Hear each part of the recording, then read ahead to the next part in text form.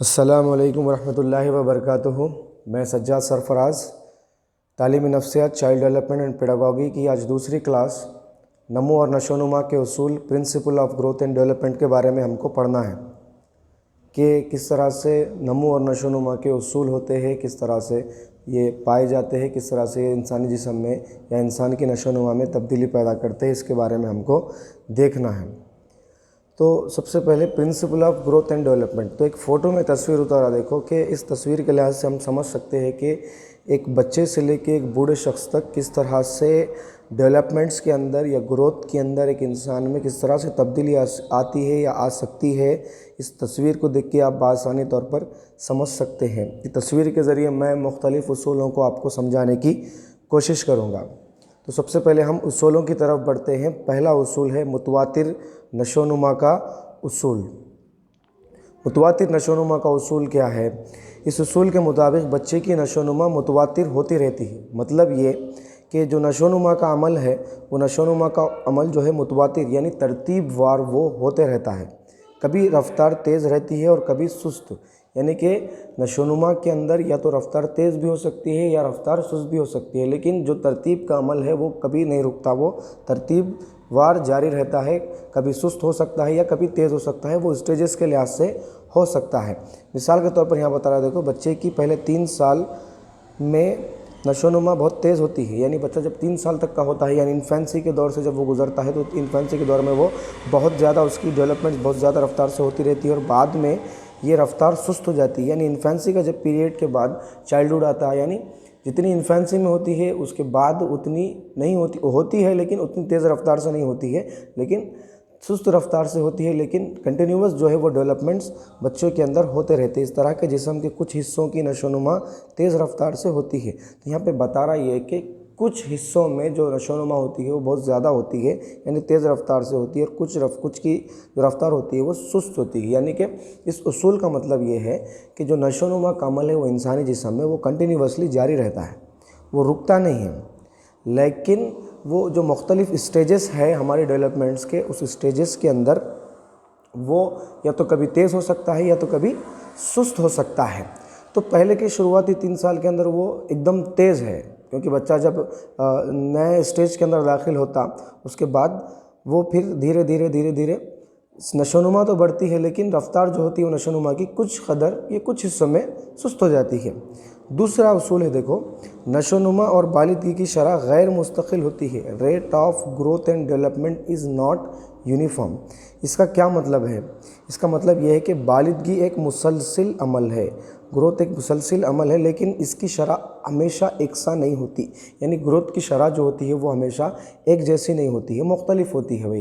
ہر انسان کے اندر یا ہر بچے کے اندر جو گروتھ کی نشو و نما ہوتی ہے وہ مختلف ہوتی ہے۔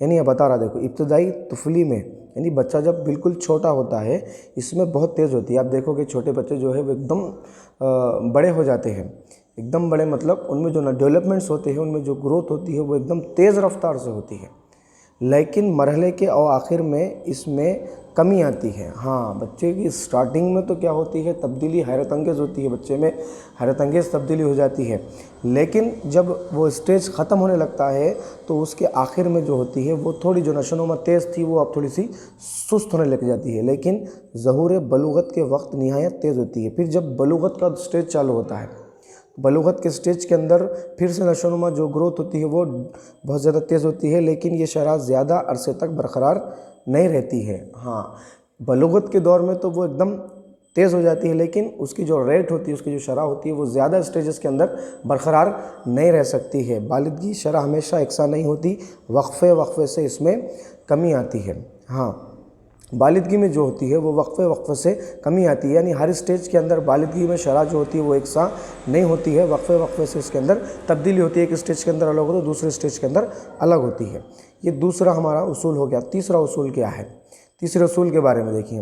تیسرا اصول یہ ہے کہ طرز بالغی میں یکسانیت یعنی یونیفارم آف پیٹرن، یعنی پیٹرن ایک یعنی یکساں نمونی کا اصول بھی اس کو کہا جاتا ہے۔ یہ اصول کیا ہے؟ اگرچہ کہ بالغی میں یکسانیت نہیں ہوتی ہے اور انفرادی اختلافات موجود ہوتا ہے، لیکن طرز بالغی میں ایک قسم کی یکسانیت پائی جاتی ہے، یعنی کہ यूनिफॉर्म ऑफ पैटर्न बोले तो जब बालिदगी का उसूल इसमें चल रहा है तो इसमें एक किस्म की यकसानियत होती है, या तो इनफरादी अख्तलाफात शख्सियत की डेवलपमेंट्स के अंदर मौजूद होते हैं। एक इंसान के बच्चे की डेवलपमेंट के अंदर इनफरादी अख्तलाफात मौजूद हो सकते हैं।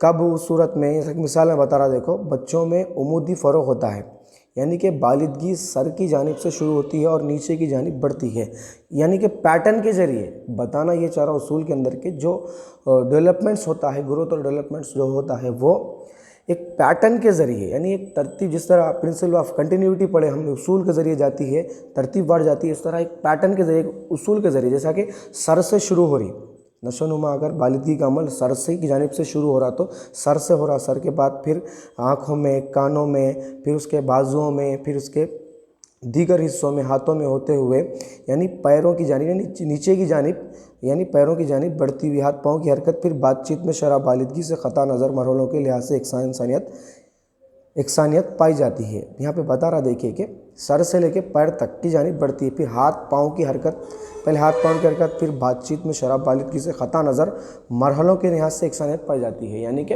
हर मरहले वार की वजह से एकसानियत इसमें मौजूद होती है, यानी पैटर्न के ज़रिए से डेवलपमेंट्स या बाय ग्रोथ एक पैटर्न के ज़रिए से इसमें नशोनुमा पाता है। ये उसूल का मतलब है। चौथा और लास्ट उसूल है, इसके बाद पांचवा छठवां उसूल इसके बाद के वीडियो में आएगा।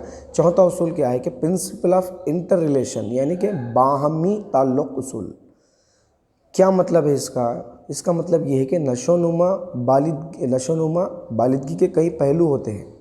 नशोनुमा वो बालिदगी के कई पहलू है, बहुत सारे पहलू होते हैं, बहुत सारे मुख्तलिफ पहलू होते हैं। मिसाल के तौर पर यहाँ बता रहा, देखो तबई, समाजी, दिमागी वगैरह आपस में एक दूसरे से ताल्लुक़ रखते हैं। बिल्कुल सोशल, फिज़िकल और मेंटल, ये तीन चीज़ें भी किसी भी बच्चे के अंदर या इंसान के अंदर एक दूसरे से इंटर रिलेशन यानी ताल्लुक़ रखते हैं, एक दूसरे से हम रिश्तगी रखते हैं और एक दूसरे पर इन्हिसार करते हैं, बिल्कुल इन्हिसार करते हैं। अगर एक पहलू मुतासिर होता है तो दूसरा पहलू भी मुतासिर होता है। बिल्कुल अगर बच्चे के समाजी व्यवहार में तब्दीली अगर आती है तो उसके दिमागी व्यवहार में भी तब्दीली आती है। मिसाल के तौर पर बच्चे को समाज में रहना थोड़ा सा मुश्किल हो जा रहा, तब बच्चा उसका डिप्रेशन अपने अंदर महसूस करता है, वो टेंशन अपने दिमाग पर लेता है। क्यों ऐसा हो रहा? बच्चे का समाजी बाइकाट अगर हो रहा तो बच्चे का मेंटली बाइकाट क्यों हो रहा? वो इसलिए से हो रहा क्योंकि ये दोनों चीज़ें एक दूसरे से ताल्लुक़ रखती है। अगर एक चीज़ को नुकसान हो जाए तो दूसरी चीज़ ऑटोमेटिक डैमेज होती है, यानी दूसरी चीज़ पर ऑटोमेटिक इफ़ेक्ट होता है। मिसाल यहाँ बता रहा, देखो जिस बच्चे की ज़ेरगी औसत से ज़्यादा हो तो आमतौर पर देखा गया कि बालिदगी के दूसरे पहलू यानी समाजी तबई बालिदगी ज़ायद औसत होगी। अगर किसी बच्चे की जो ज़ेरगी है वो औसत होती है यानी एवरेज में होती है तो दूसरी जो चीज़ें हैं जैसा कि तबई समाजी बालिदगी है ये भी एवरेज में होती है। क्यों ऐसा? क्योंकि ये एक दूसरे से ताल्लुक़ रखते हैं। इस तरह देखा गया कि कमज़ोर तबई बालिदगी की वजह से बच्चों के जज्बाती, समाजी और दानिश वराना बालिदगी की शरह में कमी आती है। बिल्कुल अगर बच्चे की फ़िज़िकल डेवलपमेंट, फ़िज़िकल ग्रोथ, अगर बच्चे की जिस्मानी ग्रोथ अगर कम हो जाए तो बच्चे की जो इमोशनल है, समाजी जो है, जज्बाती है और दानिशवराना बालिदगी जो यानी अक्लमंदी जिसको दिमागी बोलेंगे हम, इनमें ऑटोमेटिक कमी आ जाती क्योंकि ये तमाम जो पहलू है, तबई पहलू है, समाजी है, दिमागी है, ये सारे के सारे पहलू जो होते हैं वो एक दूसरे से ताल्लुक़ रखते हैं। अगर इसमें से एक भी डैमेज हो जाए तो तमाम पहलुओं के ऊपर, तमाम जज्बाती, समाजी, मुख्तलिफ़ बालिदगियों के ऊपर एक दूसरे पर अफेक्ट पड़ता है। तो लिहाजा इस चीज़ का गौर रखिए कि प्रिंसिपल ऑफ इंटर रिलेशन क्या होता है, यूनिफॉर्म ऑफ पैटर्न क्या है, दूसरी चीज़ें क्या है, इसके बारे में अच्छे से गौर कीजिए। इसका एक क्वेश्चन आपको मिसाल के तौर पर बनाकर पूछता है कि ये उसूल किस बालिदगी या किस उसूल से ताल्लुक़ रखता है, ये सवाल किस उसूल से ताल्लुक़ रखता है, या नशोनुमा का ये कौन सा उसूल है, बल्कि सवाल आपको इस तरह के सवालात क्वेश्चंस के अंदर, इस तरह के क्वेश्चन सवालात पेपर्स के अंदर पूछे जाते हैं। इससे पहले भी पूछे जा चुके हैं और आइंदा हो सकता है कि उसमें भी पूछे जा सकते हैं। ये हमारे 4 उसूल में एक क्लास के अंदर पेश करा। इंशाल्लाह बाकी के और उसूल मज़ीद दूसरी क्लासों के अंदर आते रहेंगे। आज की मेरी क्लास ख़त्म हो गई। आप मज़ीद वीडियोस के लिए हमारा चैनल लर्निंग ट्री एकेडमी को सब्सक्राइब या लाइक कीजिए और हमारा बेल आइकन को प्रेस कीजिए ताकि आप मज़ीद वीडियोस को बआसानी के साथ देख सके, आपको नोटिफिकेशन आ सके। जज़ाकल्लाह, शुक्रिया।